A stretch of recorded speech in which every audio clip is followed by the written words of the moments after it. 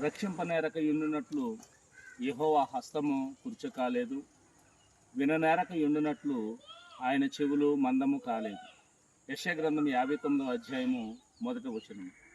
ప్రియులారా, రక్షించేటువంటి హస్తాలు దేవుడిపై ఉన్నవి. ఆయన హస్తాలు రక్షించేవై ఉన్నవి. ఆయన హస్తాలు దీవించే హస్తాలై ఉన్నవి. ఆయన హస్తాలు కాపాడే హస్తాలై ఉన్నవి. ఆయన హస్తాలు ఆశీర్వదించే హస్తాలై ఉన్నవి. ఖచ్చితంగా ఆయన ఎప్పుడు కూడా ఆయన చేతిని ఎప్పుడు కూడా చేసుకునివ్వలేదు. ఎప్పుడు కూడా దీవించేటువంటి దేవుడై ఉన్నాడు. అలాగే విననేరక ఉండునట్లు ఆయన చెవులు మందము కాలేదు అనగా, మనం ఏ ప్రార్థన చేసినా, ఏ మనము దేవుని ఎదుట తెలియచేసినా కూడా ఖచ్చితంగా మన మనవులన్నీ కూడా ఆయన ఆలకిస్తాడు. అదేవిధంగా మనకున్నటువంటి ప్రతి అవసరంలో కూడా ఆయన తోడుగా ఉంటాడు. మన మాటను ఆలకించేవాడై ఉన్నాడు అని దేవుని సేవకునిగా మీకు తెలియజేస్తూ ఉన్నాను. ఆయన హస్తం వైపు ఎదురు చూడాలి. అదేవిధంగా మనము ఆయనకు మొర్రపెట్టే వారముగా ఉండాలి.